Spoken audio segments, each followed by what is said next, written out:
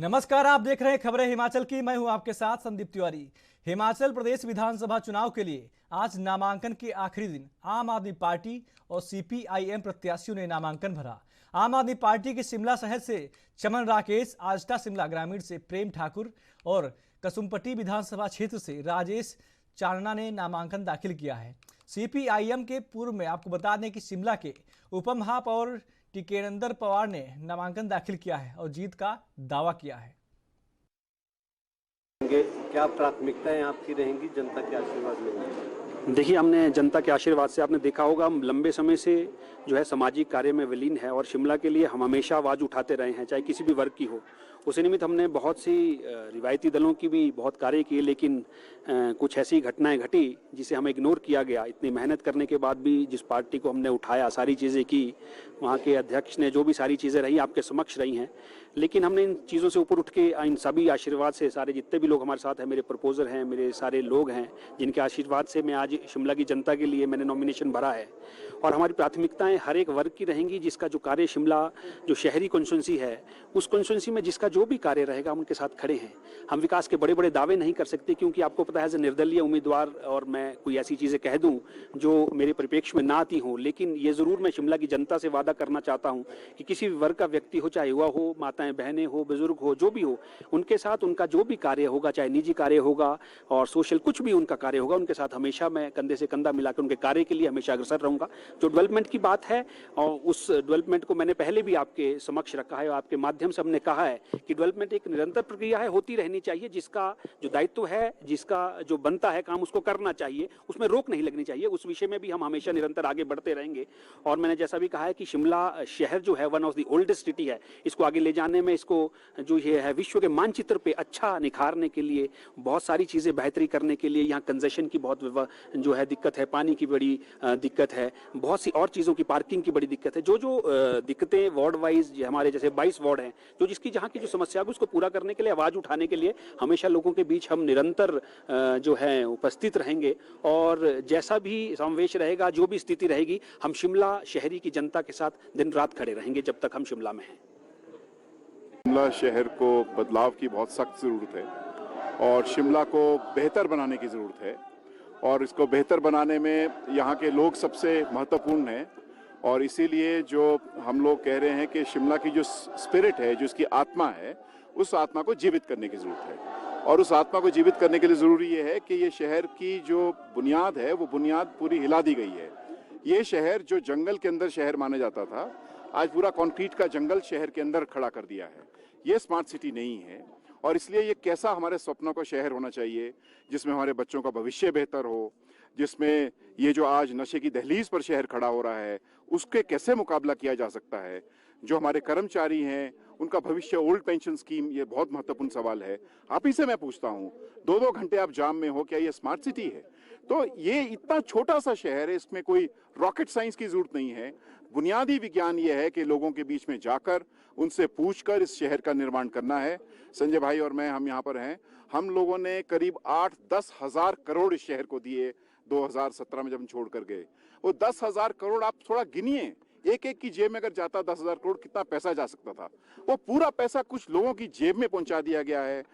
जंगल के अंदर गमले लगाकर 1-1 करोड़ खर्च किया गया है, डंगे लगाकर ये पैसा खर्च किया गया। ये नहीं है, लोगों से पूछकर शहर बनना चाहिए साहब। पूरे दुनिया में से शहर बनता है और ये रिक्लेम करने की बात है। हम अपना अधिकार, हमारे जो मेहनतकश लोग हैं, चाहे वो जैसे मैंने कहा पेंशन का सवाल हो, चाहे जैसे मैंने कहा यहाँ पर स्टूडेंट्स का सवाल हो, हम इस शहर में अपना अधिकार रिक्लेम करने के लिए आ रहे हैं। जनता को बेवकूफ बनाया है। आज तक हम लोग स्कूलों के लिए बात कर रहे हैं, आज तक हम लोग अच्छे अस्पताल की बात कर रहे हैं, हम लोग भ्रष्टाचार के खिलाफ लड़ रहे हैं। हम लोग ये जो राजनीति में एक रुतबा और एक जो इनकी देखेंगे आप, बड़े लोगों की जो ये होती है कि रुतबा इतना बड़ा बना लेते हैं, एक ऑरा इतना क्रिएट कर देते हैं कि आम आदमी का मिलना तक इनसे दूभर हो जाता है। तो हम चाहते हैं आम आदमी इसमें आए, आम लोगों की राजनीति, और सरकार भी आम आदमी की हो। ये नहीं कि अगर भाजपा की है तो भाजपा के ही जो चुने हुए लोग हैं वो उस पर शासन करें, उन्हीं के हाथ में बागडोर हो। ये प्रताड़ना बंद हो, चाहे कर्मचारियों की हो, चाहे युवा वर्ग हैं, जो बेरोजगार लोग हैं, उनको ये जिस तरह से शोषण कर रहे हैं, उनके लिए कोई प्लान नहीं है इनके पास कि भाई कैसे करना है। ट्रैफिक कंजेशन आप शिमला शहर का देख लीजिए, मोबिलिटी के इश्यूज देख लीजिए, भेड़ बकरियों की तरह जा करके ये ठूस ठूस के लोगों को आना पड़ता है, धक्के खाने पड़ते हैं, बेचारे बच्चों की स्कूल की समस्याएं आप देख लीजिए। तो हम लोगों को इसके लिए काम करना है। आप ओपीडीज में देखिए, आईजीएमसी में भीड़ होती है 1-1, 2-2 घंटे तक केवल और केवल पर्ची कटाने तक के लिए। तो इसको हम लोग टेक्नोलॉजी के साथ आगे बढ़ाना चाहते हैं ताकि फ्रेंडली, जो कंज्यूमर फ्रेंडली जिसको बोलते हैं, और नागरिक को ऐसा हो कि कम से कम उसको परेशानियां हो, ज्यादा से ज्यादा सुविधाएं मिले। हिमाचल की कुल्लू विधानसभा सीट से बीजेपी हाईकमान ने आखिरी वक्त पर महेश्वर सिंह का टिकट काट दिया है। इनकी जगह नरोत्तम ठाकुर को पार्टी ने अपना उम्मीदवार बनाया है। नरोत्तम ठाकुर ने आज ही आखिरी वक्त में अपना नामांकन पत्र भरा है। दोपहर 1 बजे तक यह तय नहीं था कि कुल्लू से बीजेपी प्रत्याशी कौन होगा। बताया भी जा रहा है कि महेश्वर सिंह के बेटे हितेश्वर सिंह बंजारा विधानसभा सीट से निर्दलीय चुनाव मैदान में उतरे हैं। बंजारा में पार्टी के अधिकृत प्रत्याशी के खिलाफ हितेश्वर की ताल से नाराज पार्टी हाईकमान ने महेश्वर सिंह को भी झटका दिया है।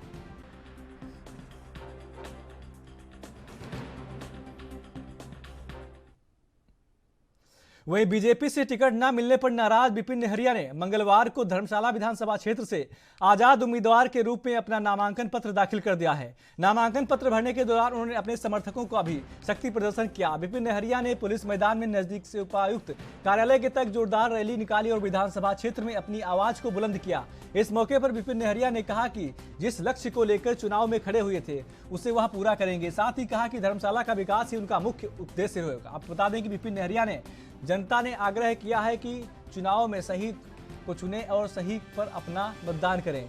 उन्होंने कहा कि जल्द ही एक कोर कमेटी का गठन किया जाएगा और धर्मशाला के उन मुद्दों का चयन किया जाएगा जो धर्मशाला के विकास के लिए जरूरी हैं।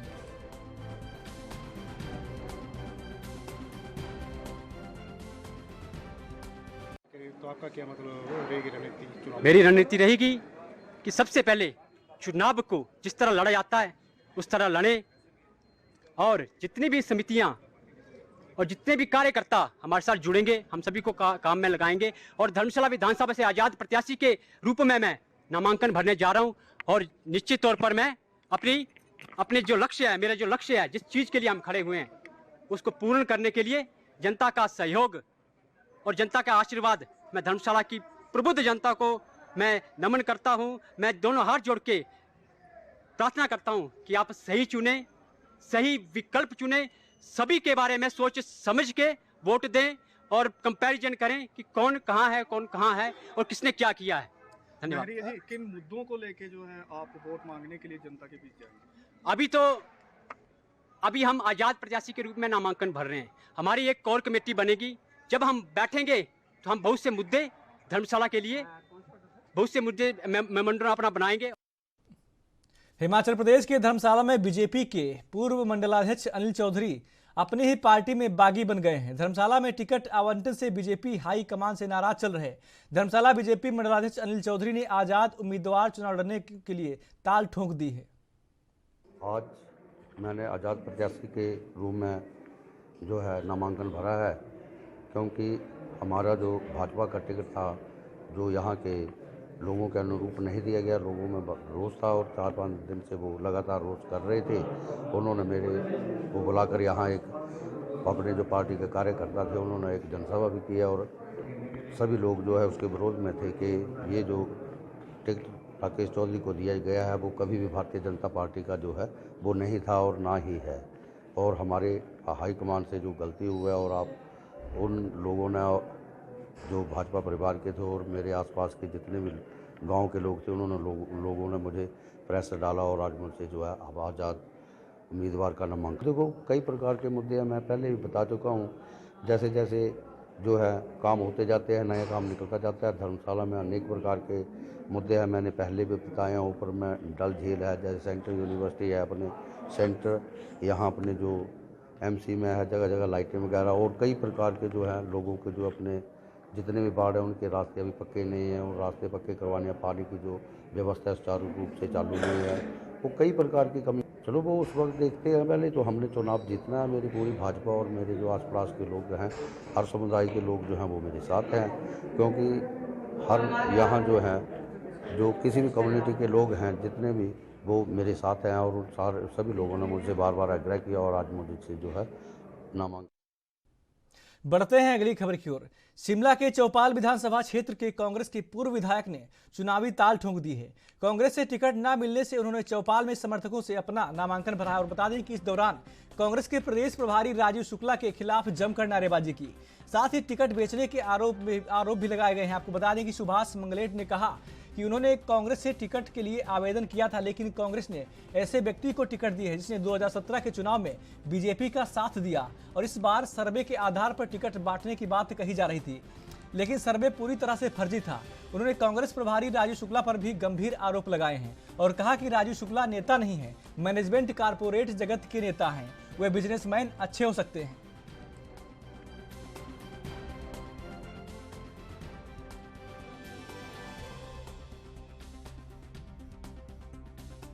इस बात का एक्सपीरियंस है क्योंकि अन्य प्रदेशों में कार्य में जाके कर चुका हूँ।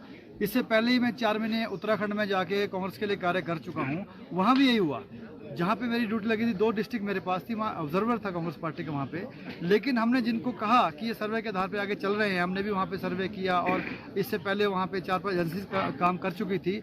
लेकिन बाद में क्या हुआ, वो सर्वे की रिपोर्टें जो अच्छी थी या जो सही थी उन्हें बाद में कहीं ना कहीं नीचे कर दिया गया और बाद में मैनेजमेंट की जो टीमें आई सर्वे की, या जहाँ पे कहीं फेवर करना होता है किसी लीडर ने किसी को या कोई और सिस्टम से टिकट देना होता है, तो वहाँ पे इन्होंने एक फेक मोहर बनाई होती है सर्वे की।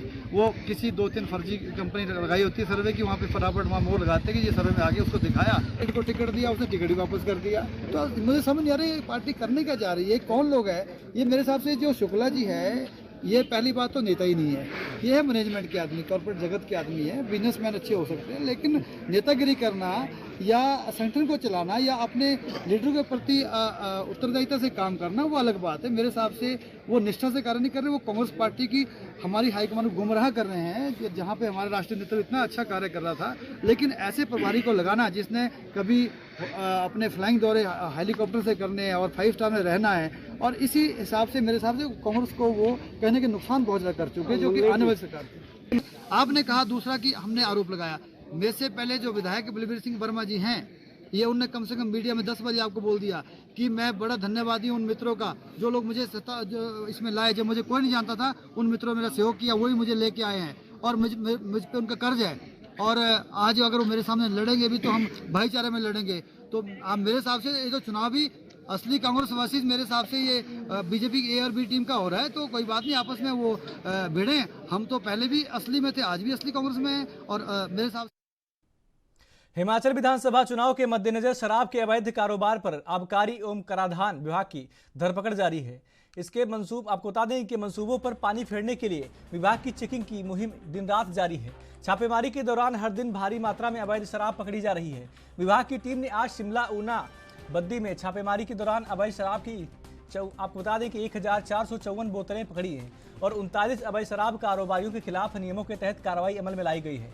विधानसभा चुनाव के लिए बनाई गई टास्क फोर्स की टीम प्रदेश के विभिन्न भागों में अवैध शराब का कारोबार पर सख्त कार्रवाई कर रही है। नाके लगाकर हर आने जाने वाली गाड़ियों की तलाशी भी कर रही है और हर बार विभाग की टीम को कामयाबी भी हाथ लग रही है। मुख्यालय में खोले गए कंट्रोल रूम द्वारा सभी व्यावसायिक परिसरों पर भी विभागीय अधिकारियों की नजर जारी है।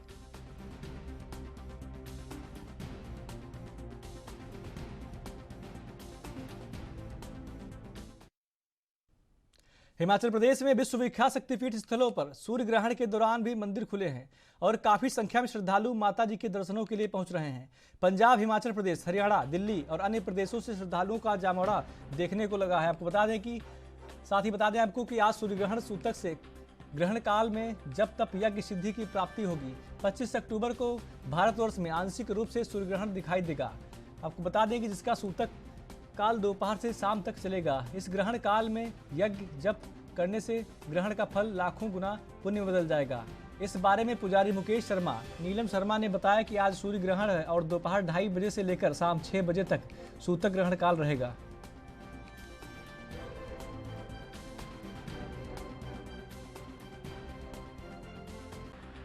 आज बहुत बड़ा सूर्य ग्रहण है।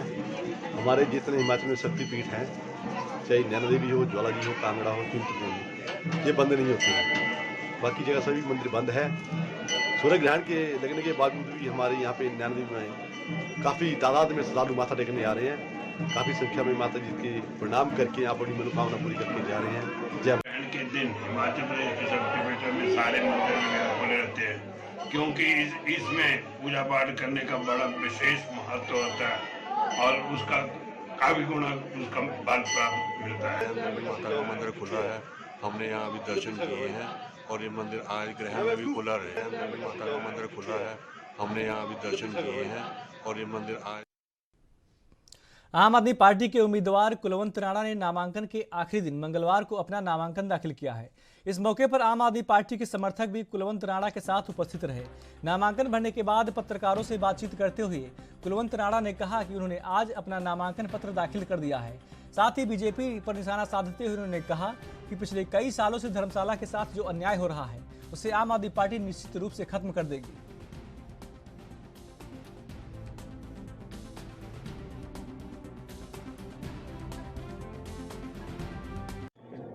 हाँ, नामांकन भर दिया मैंने और एक विशाल जन समर्थन मिला है हमें। हमारे साथ हर गांव के लोग उठ के आए थे।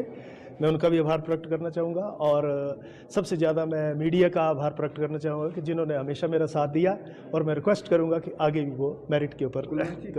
देखिए, मुद्दे तो हमारे पहले स्पष्ट हैं। हमने कई प्रेस कॉन्फ्रेंसेज में बता चुके हैं कि जो पिछले इतने सालों से धर्मशाला के साथ अन्याय हो रहा है उसको हम ख़त्म करेंगे।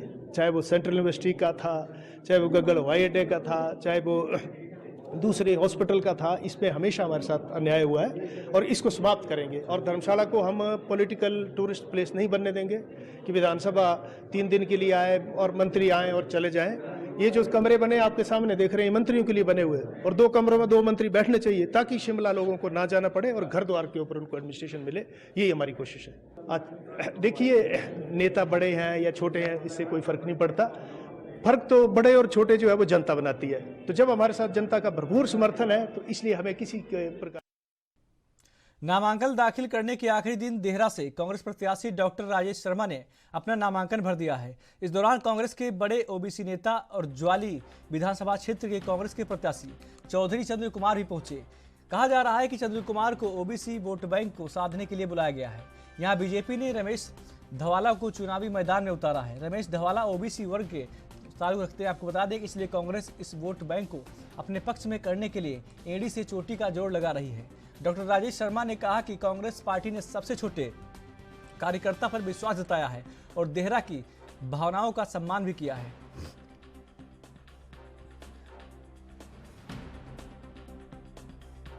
देख रहे हैं देहरा में कांग्रेस पार्टी ने एक सबसे छोटे कार्यकर्ता में जो विश्वास जताया है और देहरा की भावनाओं का सम्मान रखा है। और मैं खास तौर से आज इसलिए खुश हूं कि मेरे आसपास 2 एक्स एमएलए खड़े हैं, एक बनने वाले हैं, मंत्री बनने वाले हैं। चौधरी चंद्र कुमार जी मेरे पिताजी के मित्र हैं। मैं इनको पिताजी के रूप में देख रहा हूं। मुझे बड़ी खुशी हुई कि पिताजी नहीं हैं, चौधरी चंद्र कुमार जी इधर आए हैं, तो मैंने पिता की कमी पूरी करी है। और दिलीप जी हमारे एमएलए रह चुके हैं, इनका आशीर्वाद प्राप्त हुआ, उसके लिए धन्यवादी हूँ मैं। और हमारे हरिओम शर्मा जी जो पूरे विधानसभा क्षेत्र के इंचार्ज हैं, उनके साथ हमने फॉर्म भरा है। और वाइफ के पत्नी के मेरा कुछ चलता नहीं है घर, तो मेरे साथ खड़ी है चट्टान की तरह। मैं चारों लोगों का धन्यवाद करता हूँ। देहरा की जनता के लिए आपका क्या संदेश है सर? देहरा की जनता के लिए संदेश है कि हम 15 सालों का कांग्रेस का वनवास इस बार खत्म करेंगे और जनता की जीत होगी। सर, आपके साथ जो कंपटीशन है धवाला जी का और आपका साथ में और होशियार सिंह जी का, तो आप क्या उसके बारे में क्या बता रही हैं? ऐसा है, हम किसी के साथ कंपटीशन नहीं मांगते। पार्टी की विचारधारा पे काम होगा, कांग्रेस पार्टी की विचारधारा पे काम होगा और जनता की, देहरा की जनता के हित के सर्वोपरि रख के काम होगा।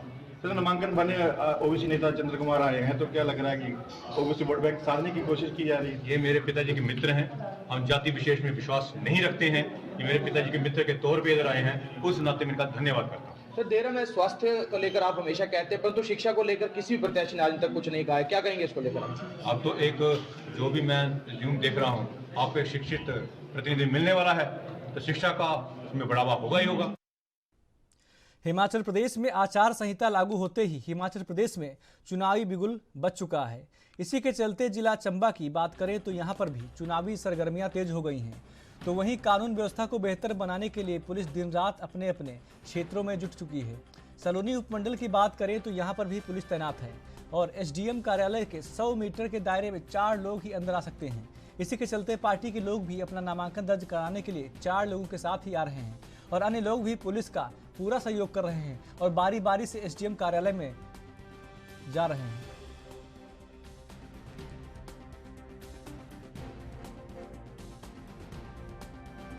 मैंने अभी 1 महीना हुआ कार्यभार संभाले हुए एज एसडीपीओ। इस जो सब डिवीज़न में 2 कंस्टिट्यूंसी हैं, एक हमारा ढलौजी की आधी जो कंस्टिट्यूंसी है और आधी ही हमारी तीसा के अंडर है। तो इसमें जो है अभी जो जैसे चुनाव अभी चला हुआ, अभी आपका नॉमिनेशन का प्रोसेस चला हुआ है जिसका आज अंतिम दिन है। ईसीआई के मुताबिक जो इलेक्शन कमीशन ऑफ इंडिया की जो गाइडलाइंस हैं उन्हीं के मुताबिक अभी जो नॉमिनेशन का जो दौर वो चला हुआ है। 100 मीटर के अंदर सिर्फ हमारा कैंडिडेट और 4 आदमियों को आने की इजाज़त है और उसी के मुताबिक सभी आ रहे हैं और लोग पार्टी वाले भी और जो हमारे जो दूसरे अन्य लोग हैं वो भी सभी हमें जो इसमें कोऑपरेट कर रहे हैं। और जहाँ तक हमारे कानून व्यवस्था का सवाल है उसमें हमने इलाके में पेट्रोलिंग भी बढ़ा दी है, एरिया को डोमिनेट किया जा रहा है। और हमारी अभी पीछे सेंट्रल जो हमारे आर्म्ड फोर्स के आदमी थे वो भी आए थे एक दिन। हमने यहाँ पर बिहार में और अपने इलाके में भी एरिया डोमिनेट किया हुआ उसमें। और समय समय पर हमने अपने ड्रग्स के बारे में भी अभी हमने 2-3 केस हमने इस समय भी दिए हुए हैं। और माइनिंग के ऊपर भी नज़र है और जो हमारे एक्साइज के ऊपर भी नज़र है और एक्साइज के भी हमने अभी काफ़ी केस इसमें दिए हुए हैं। कहा गया है कि लोग हथियार जमा करवा रहे हैं, यदि हथियार जमा नहीं करवाते हैं लोग तो क्या कार्रवाई करेंगे? उसमें भी हम जो अभी इनको जगह जगह जाकर इनके हथियारों को जमा कर रहे हैं और अभी 40% के करीब जो हमने हथियार जमा कर लिए हैं और बाकी को भी हफ्ता भर के अंदर सारे कुछ जमा कर लिए जाएंगे। और जो नहीं करवाएगा उसका जो लाइसेंस रद्द करने के लिए अपने डीसी साहब को लिखा जाएगा। करते हैं शरारती तत्वों के ऊपर पूरी नज़र है। जो हमारे जो ट्रबल मॉन्गर हैं उनकी भी लिस्टें तैयार की जा रही हैं और उनके खिलाफ भी कानूनी कार्रवाई समय आते ही की जाएगी। जो हमारे जो थाने से ही अपनी जो फोर्स लगाई गई है और जो हमारा ट्रेनिंग के लिए जो हमारे ईवीएम है। हिमाचल प्रदेश के इस खास बुलेटिन में मेरे साथ इतना ही। बाकी देश प्रदेश की तमाम खबरों के लिए देखते रहिए एएनबी न्यूज़। नमस्कार।